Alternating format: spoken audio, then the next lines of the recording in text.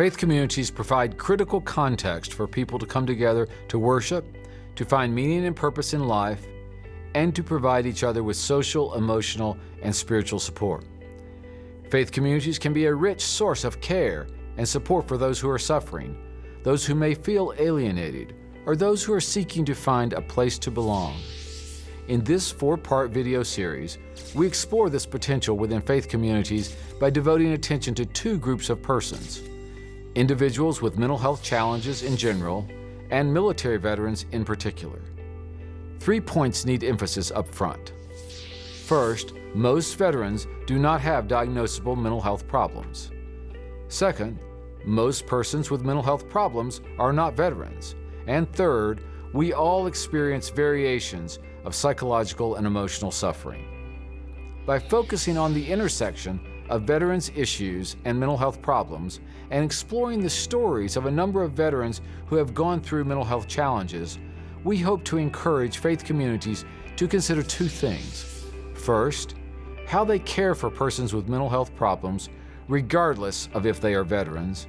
And second, how they care for veterans specifically, regardless of whether they have mental health problems.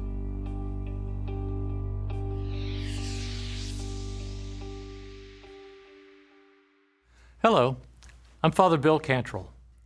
You're going to hear from a number of different presenters throughout this video series. They represent diverse religious traditions. We encourage you to explore within the richness and depth of your own faith tradition, how your community might provide a welcoming spiritual home for those with mental health problems. You will also hear about some of the distinct considerations that will be helpful to have in mind when reaching out to veterans, service members, and their families. Their perspectives reflect the real experience and challenges they have had in trying to integrate in faith communities. Thank you for taking the time to explore these topics which affect all of us, and which we hope will contribute to a better understanding and appreciation of those with mental health problems.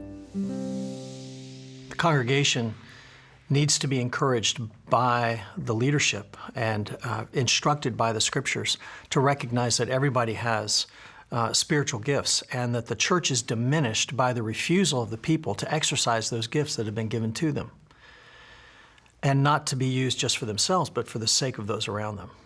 The mature Christian community is going to be the place where those gifts come together, orchestrated by wise leadership under the leadership of the Holy Spirit, to provide not just 1 or 2 experts in the field, but a congregation of people who, exercising their gifts in humility, ask, how can we serve the person who has come to us in need?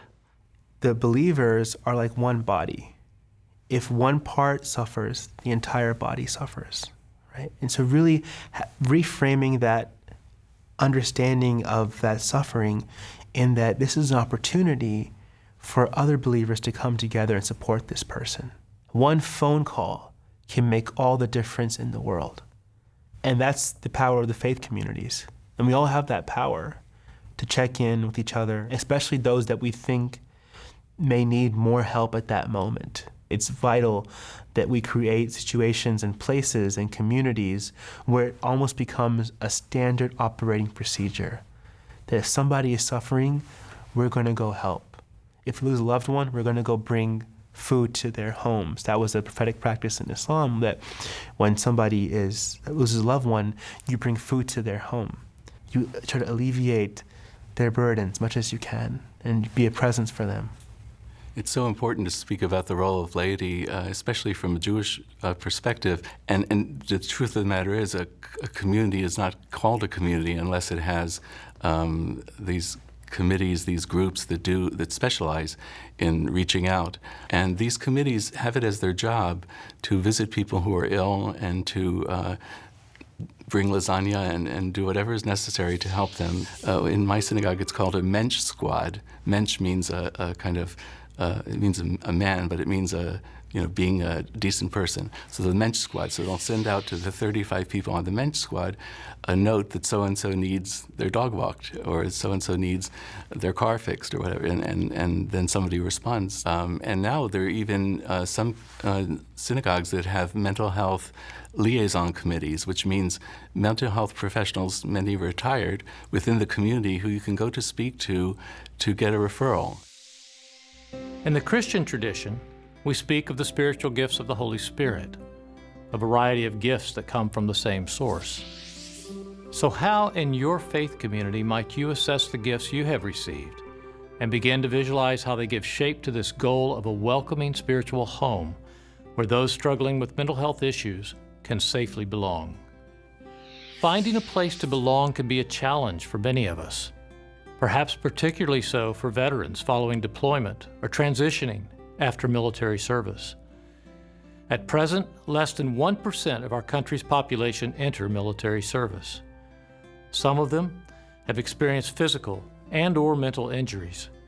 Some may have had mental health problems prior to military service and now revisit them as they return to civilian life. All veterans have lived in some form of transition and often are seeking a place to call home, where they can be grounded and fully reintegrate in their community and in their faith. This is why we have included veterans, service members, and their families for consideration in the following presentations. Michael Yandel is an Iraq veteran, a Divinity School graduate, and current PhD student. He will speak to us about his faith, his service, and his struggle to reintegrate into a faith community when he returned home after his combat tour in Iraq. There was really no reintegration process for me or the other, at least young single soldiers in my unit when we redeployed from Iraq in 2004.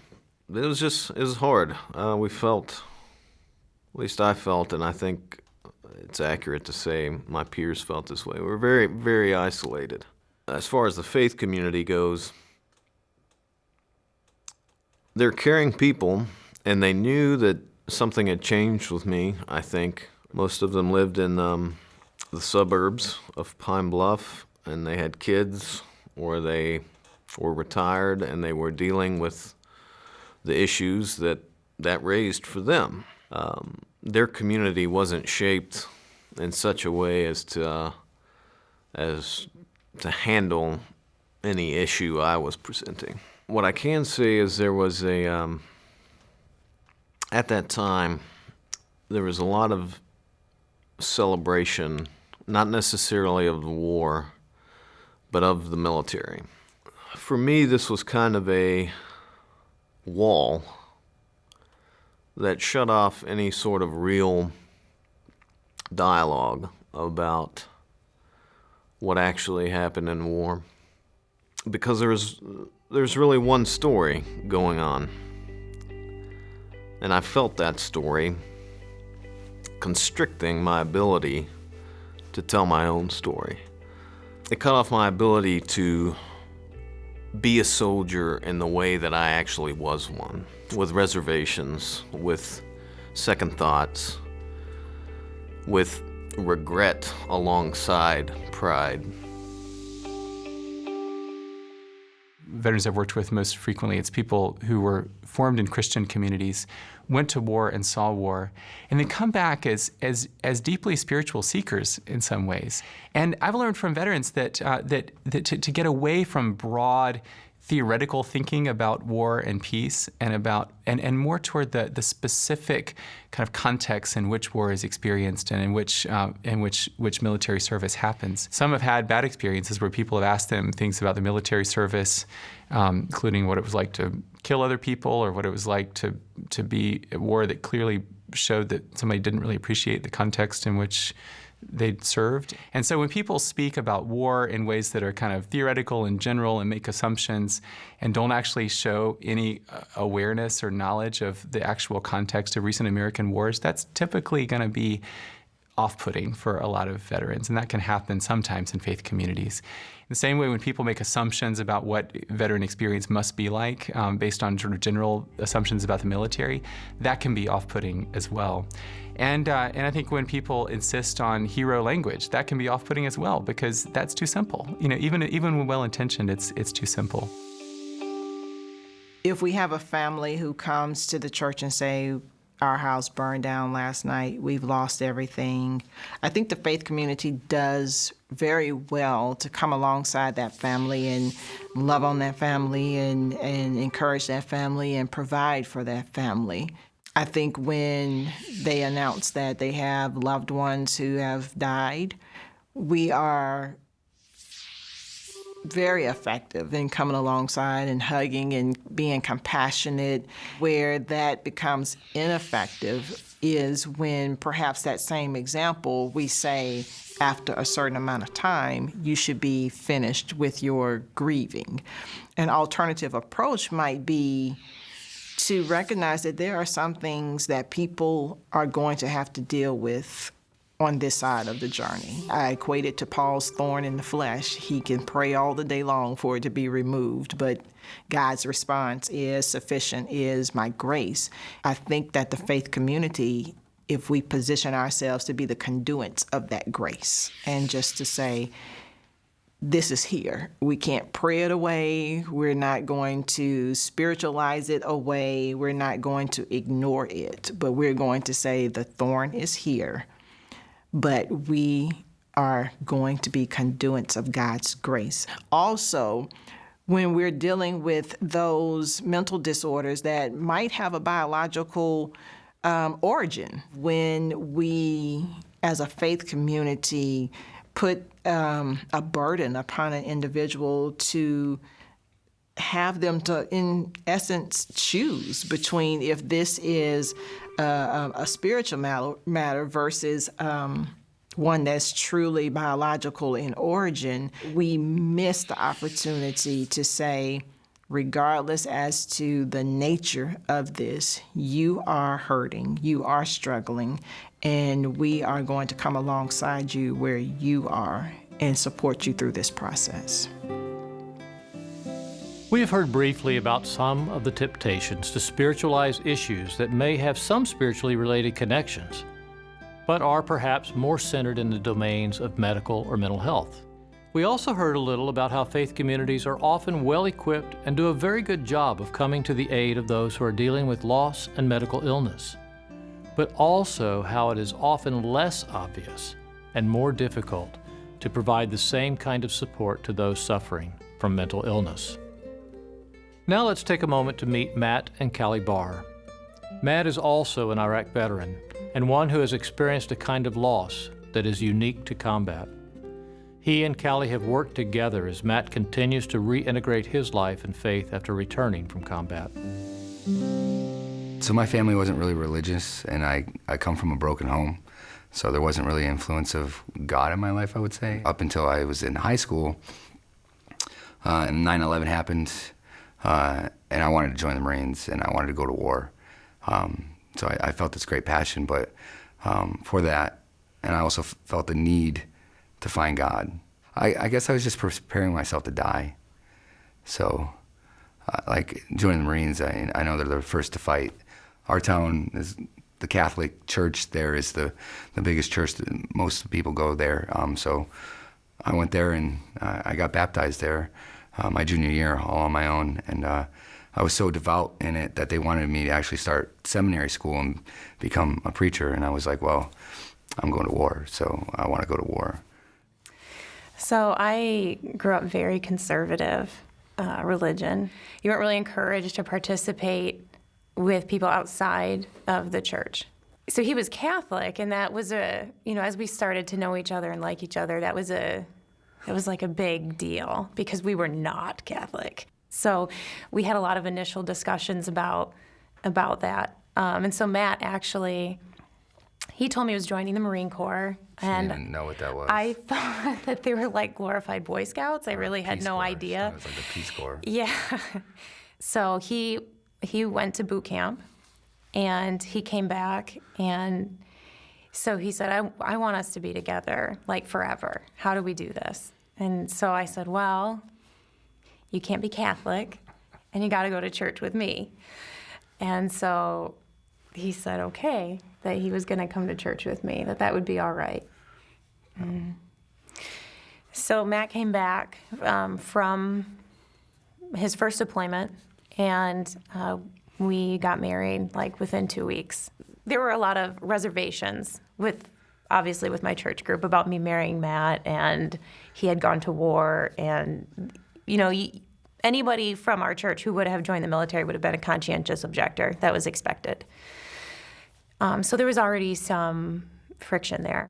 I tried to become part of her faith. I really tried to integrate myself, but I always felt like an outcast because I was a warrior. I did go to war. I did kill people. I did, I had a lot of brothers that were lost. So, I never felt a part of them because of that. What they preached was not, every time I felt like I was in church, I felt like I was going to light on fire and burst in flames because, what they're preaching is, all the sins that I committed. And I think we can, bring that back to faith again, because I was such a conservative religion that I found a lot of strength and encouragement through faith and through the church I went to. But increasingly also, I think we just started to lean more on each other because my faith community was not supportive in the way that we needed. We're being preached against, oh, you can't go do this, or drinking's so bad, or, the list of sins, right? But what I know, these guys are good guys, right? They would do the greatest act of love and kindness and lay down their life for you. But because they're at the bar, you're going to write them off. And so there was a disconnect there. And eventually I leave the church and was, in essence, excommunicated, I guess is the best way to say that. Yeah.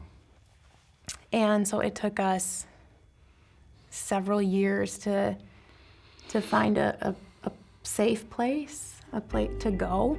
I think to its detriment, a lot of times when we think about church, to my mind, often it's, and partly this is also because of how I was raised, but there's judgment. So that's not a safe place. And so it's creating an atmosphere where there isn't judgment and where you can come as you are. Safe places for stories are non-judgmental places. The most helpful kinds of faith communities with respect to mental illness are those where people know how to be human with each other, who know how to communicate well, who know how to support each other, who know how not to abuse and shame each other, but who know how to address concerns and difficulties in constructive ways. That's going to be the kind of community that can be healing for anyone, for all of us, whether we have mental health issues or not. The theologian with whom I work the most is a medieval Christian theologian named St. Thomas Aquinas, who wrote that charity, the theological virtue of love, is God's love given to us as a gift by which we love ourselves and others and God. And so we're bound to each other in this way. So many of my friends are struggling, and I just think, if they had someone to lean on or to bring them in, I would say, to the fold, or just make them feel a part of something again, part of a community. They need a pastor to actually go to them or to come to them and be like, hey, I'm here for you. What do you need? Like, just please tell me. And I think one big note to, something to note, with the military and with the chaplains and the services on base, they come and go. The chaplains come and go. Like in the last year, 2 years, we've had 5 different chaplains. So where communities can be really effective is they're there. They're going to be constantly there, so they can make a greater impact, I think, even than a chaplain per se on an installation. By no means do we seek to exhaustively cover all the important topics relating to veterans or mental health. Further, we recognize that different faith traditions appropriately will approach these issues in different ways. As you consider how your community approaches some of the topics raised in this video, we encourage you to ask yourself, do people feel like they can openly and honestly share their stories in our community? What facilitates this happening? What prevents it from happening? Secondly, ask yourself, how does our community balance aspirations for hope and healing alongside the persistence of suffering in the world and the attempt to abide with those who suffer? Are there times of erring on one side or the other? And finally, ask yourself, what are our strengths and weaknesses in providing a place for veterans in our community? As well as, what are our strengths and weaknesses in providing a place for those with mental health struggles in our community? These are not easy questions to answer, but they are important questions.